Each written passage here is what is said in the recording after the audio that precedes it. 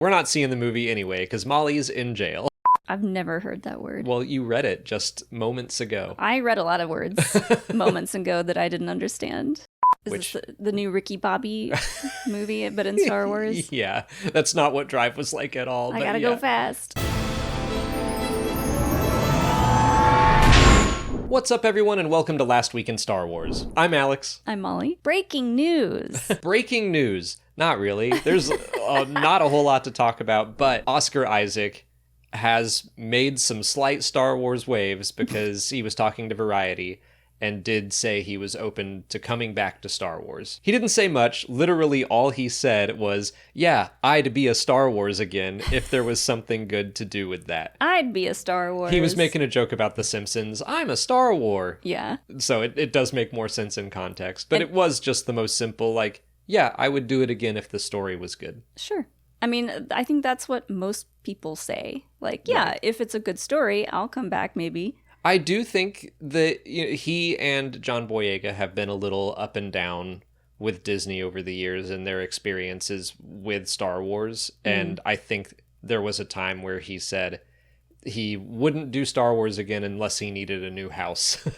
Well, maybe he needs a new house. Everybody needs a new house, right? But I think more likely he is just cooled off and is open to returning. Maybe Disney stepped in and they were like, hey, can you not say that you're not interested in it? Just like leave that door cracked a little bit. Yeah. Well, I mean, I'm wondering if the door has become cracked. John Boyega talked about sitting down with Kathleen Kennedy and talking through his experience and what could have been better. Mm-hmm. And both he and Oscar, maybe Oscar had a similar situation, but with Starfighter on the horizon and the new Jedi Order movie down the line, I do see ways that Poe and Finn could come back. Mm-hmm. So do you think that this is him being a little more coy because there have been talks about Poe being in Starfighter or something? Maybe. I mean, it makes sense if Kathleen had a chat with John Boyega.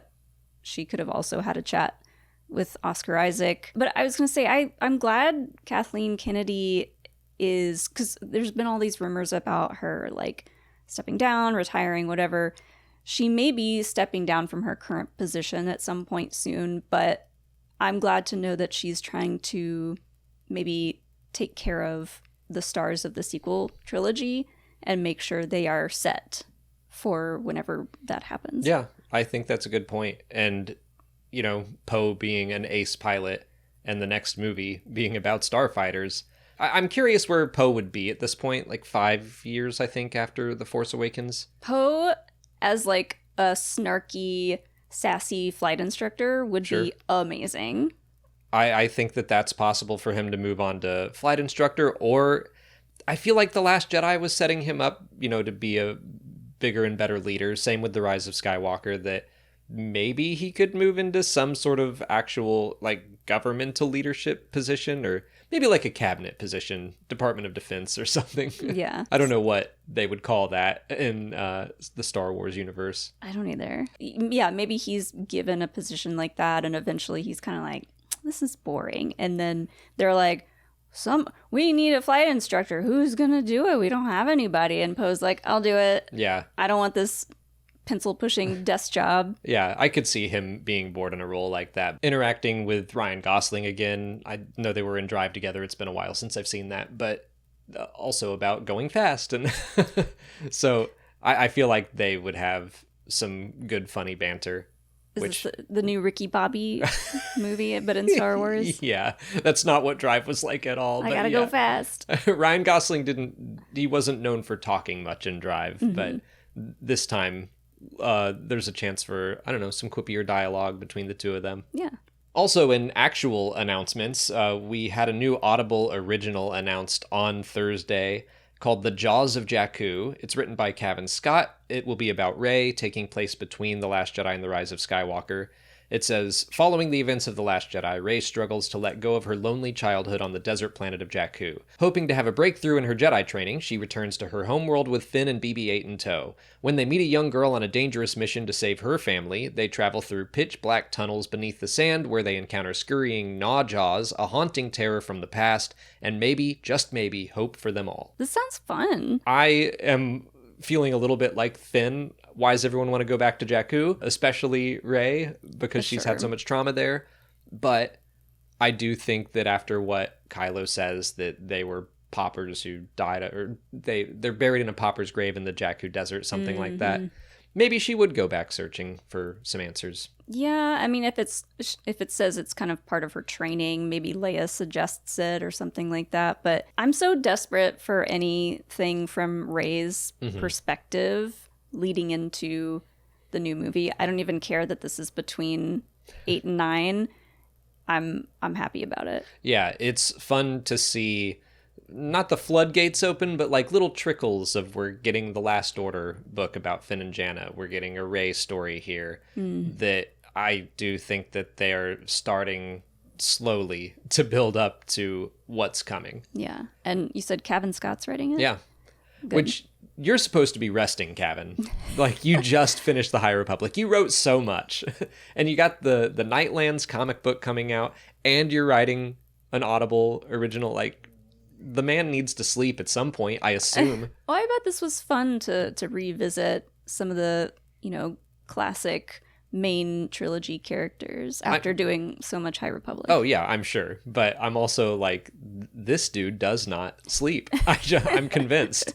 When does this come out? October 9th. Nice. So soon. Yeah, they're doing like these really quick announcements and releases. They did 2 for the High Republic. They did that Anakin pod racer story last year. So yeah, they just really quickly throw these stories out on Audible. It's fun. I like it. Moving into last week in canon, we got 2 new stories this past week. First up is Star Wars issue number 4. This is the main Star Wars run by Alex Segura, and you just read it. So how are you feeling? What's your reaction? This was probably not a good one to kind of speed through, because there was a lot of information that was being dropped and a lot of new names, planets, species. Well, new to me. I don't know if they're brand new. And so I had a little trouble keeping up with all of it, but I think I liked it for the most part. I love whenever Leia and Mon Mothma pop up, so I liked all of their stuff in this. I am feeling similar to you. I did like this issue more than 2 and 3. It's probably my favorite issue since the first, mostly because all of the characters were in it. We had Luke, Leia, Han, Bylert. Like, I like seeing them all coming together, and they've been separated out. But yeah, this has been a confusing series that's just bouncing all over the place. I feel like, although this was a big information dump, they're starting to bring things together and clarify things. I wish that it started in a more simple place, and then kind of we would spread out and learn more and more. It's been a strange structure for me. Yeah, structurally, maybe a little kind of, like you said, bouncing all over the place. But I did enjoy kind of the A New Hope vibe that Leia was giving, where she kept making these snap decisions of like, we don't have time for this. Pow.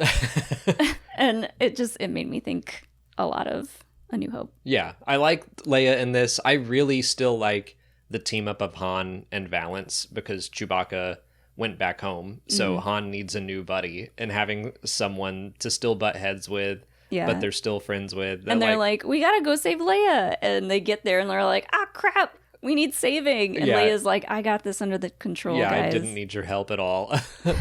But yeah, we basically learned that there is this growing organization, underground kind of consortium, they call themselves, that they're bullying potential New Republic member worlds and stopping them from joining and trying to keep them under their thumb. What did you call it? Consortium. What is that? A organization. I've never heard that word. Well, you read it just moments ago. I read a lot of words moments ago that I didn't understand, but here I am to talk about it. Still breathing. I made it out. I hope none of those words are in Dragon Con trivia this year. We'll talk about that in a second. The other story that came out is a short story in Star Wars Insider called The Failing of the Light by Adam Lance Garcia. With the High Republic wrapping up, this was, in a weird way, like a fun little epilogue that does not take place in the High Republic era. It is post Order 66. I don't want to dive all the way into spoilers here because it just came out. It's in a magazine that not everyone has immediate access to. I know some libraries, if you have the Libby app, will have it if you are looking to read this. I did like it quite a bit. It was, I told the author, Adam, I was like, this was dark, man.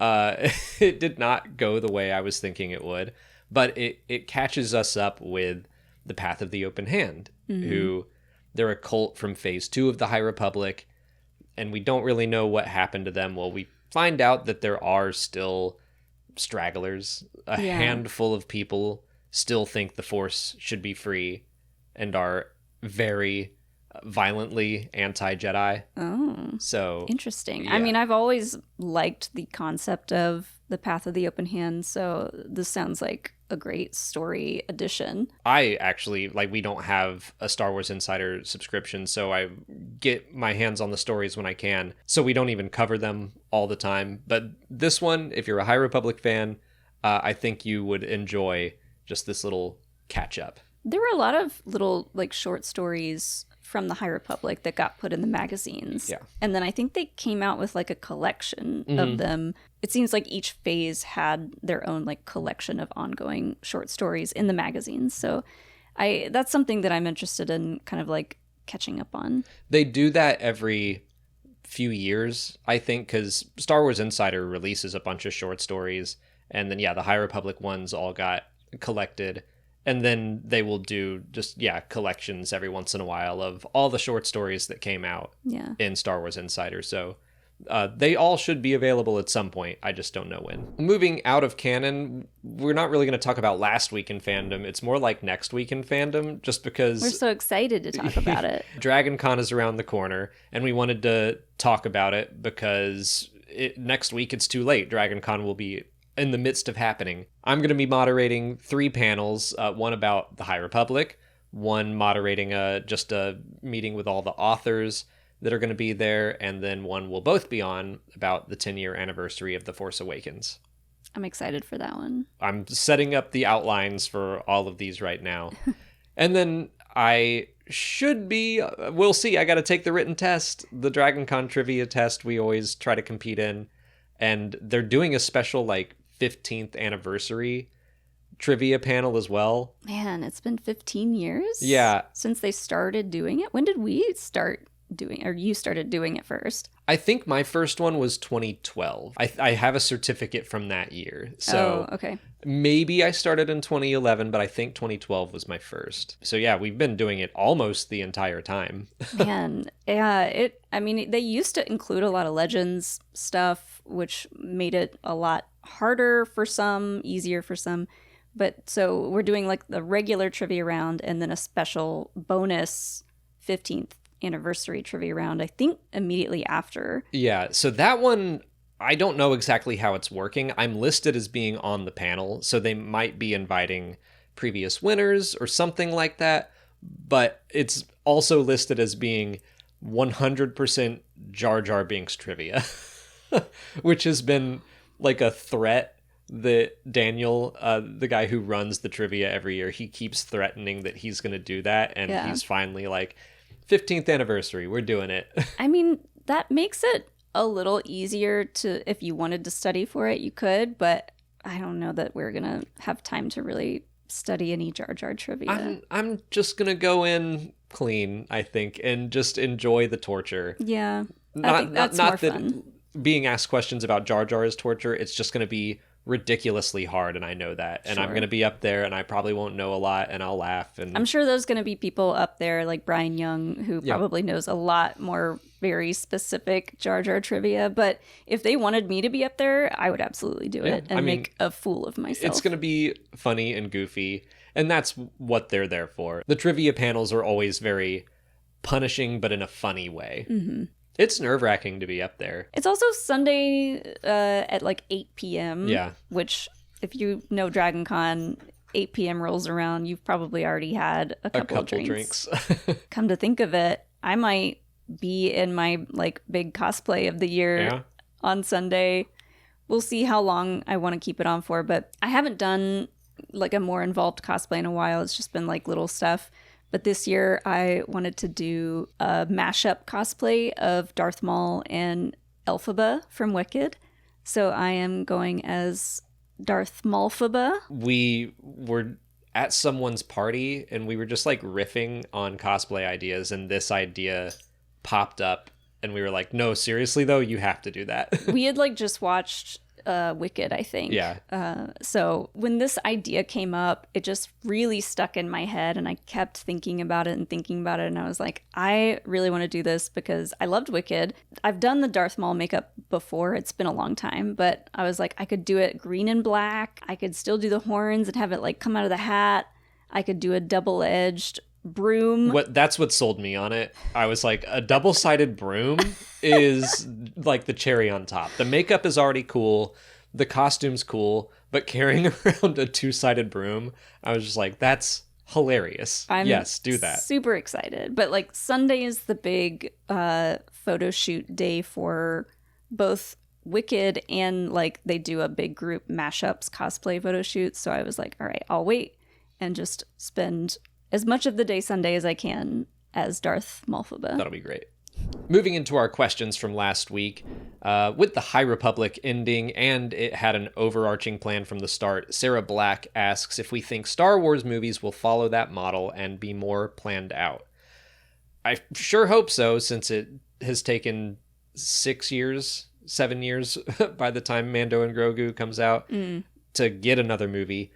I do think that is the case, especially when it comes to like Starfighter and the New Jedi Order. Even though Starfighter wasn't announced when the New Jedi Order movie was, I think the fact that they're going, okay, wait, let's put this one that comes out, it takes place 5 years after The Rise of Skywalker, and we can use that as a bridge to the movie that takes place 10 or 15 years after The Rise of Skywalker. Mm-hmm. I think that makes sense.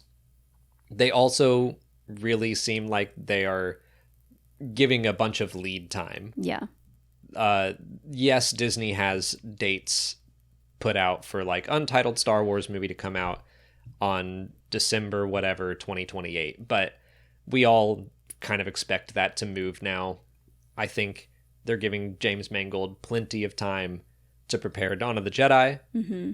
Dave Filoni, I think, knows what's happening in that movie and is building up to it in the Mandoverse stuff.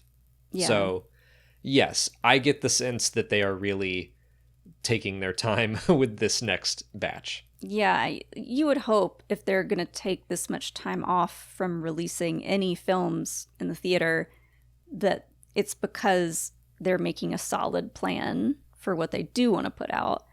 Because, I mean, that Kathleen Kennedy has talked about, you know, maybe a lot of the sequel trilogy was rushed and we needed to get things out by a specific date. And I think Bob Iger has talked about it too. Mm-hmm. So a lot of things are different now. The industry is different now. Yeah. So yeah, I don't think it'll be planned exactly like the High Republic initiative was planned, but I think there could be some similarities as far as like how they're setting everything up. Right. And even the High Republic, like if you look at what happened or even what authors have said over the past 4.5 years, things changed. I think they knew this is the broad strokes of what's going to happen. And I think that's all you need. Like, let's just know where we want to head in the new Jedi Order era and in the Dawn of the Jedi era. Yeah. I think that's enough. We don't need every character beat mapped out. Although we also have the Simon Kinberg trilogy that we know very little about, but the fact that he is going to kind of guide a whole trilogy, I think that's a good sign as well. Like, George Lucas did not have the original trilogy fully mapped out, but he knew what he wanted to say and how he wanted to say it. And yeah, details changed along the way, but he was there to guide it. Mm-hmm. So it felt some consistency. Yeah. Yeah, that's all I'm asking for. Just a little consistency. Uh-huh. Elo Asti asks a fun hypothetical. If we were to be invited to the Mandalorian and Grogu premiere, and there was a chance to take a picture with a puppet Grogu, like one that they used on screen, but the line was crazy long, so we would miss the start of the movie, would we wait in line? Is the puppet being puppeted? Yes. Or is it just stagnant? It's being puppeted. It will look at you. It will coo. I don't know if it makes noise, but it might do the magic hand thing. So wait, read the last part. I got distracted and started thinking about... Basically, like, there's a chance to meet Puppet Grogu, yeah, but the line is crazy long. Sure. So it's so long we would miss part of the movie. Like the first 10 minutes. Would we wait in line? Oh, no. Really? There will be another chance. I'm You sure. think? Oh, see, my thought was I would do this for you. I would wait in line with you. Because what if there's not another chance? There would be another chance. There's definitely 100% another chance to watch The Mandalorian and Grogu. Sure. There might not be another chance to meet Puppet Grogu. Well, I just would feel stupid missing part of the movie that at the premiere that we got invited to because we were in line to meet the puppet. I mean, I would definitely be anxious about missing part of the movie, but I would encourage you to wait in line. Yeah, it wouldn't be about me being upset about missing the part of the first part of the movie. Really, it would be more just like I'd be embarrassed to tell people why we missed part of the movie. I don't think you would be embarrassed at all. You'd be like, look at this picture. But here's the He thing. waved at me. Here's the thing. This hypothetical would never happen. Right. Because I would be first in line. Yeah. Period. You'd be covered in blood, taking a picture with Grogu. There wouldn't be a line because I would have already stolen him and left. That's why you wear your sharpest rings to every premiere. I would have scooped Punch him your way up to the front. and gotten inside and taken my seat, and he would have watched the movie with me in my lap. I thought you'd be like, we're not seeing the movie anyway because Molly's in jail. But that would be really cool. I do hope one day to meet one of the puppet Grogus. And, we've had the chance to go to a couple premieres now. So if we were to get invited, I would definitely try to go. Yeah. We've never been invited to a movie premiere. True. So yeah, that could be fun. we'll see. We'll see if Puppet Grogu walks the red carpet. Oh my God. Do you think he might? I never thought of that. Like, We've he talked probably about this before. would. I bet, like, he'd at least be in a pram. But that feels like something they would not miss. A photo op of little Puppet Grogu Oh, for sure. pramming his way down. Yeah. Someone would be holding him. I assume like a Mandalorian cosplayer or something. Or Pedro, or... Maybe. Well, people are going to be trying to interview Pedro and everyone's going to be so distracted by... But think of, I mean, that's just a viral clip farm. Him holding the baby and making noise while he's trying to answer questions. I will be the first to offer up my services. Pedro, if you need an assistant to hold baby Grogu, I will do it. But that's it for last week in Star Wars. Next week, we've got another issue of Codebreaker and Dr. Aphra Chaos Agent to cover. Until then, please like this video, subscribe to the channel. Follow us on Twitter, Instagram, Facebook, TikTok, and Blue Sky. And consider checking out our Patreon page. As always, thanks for watching, and may the Force be with you.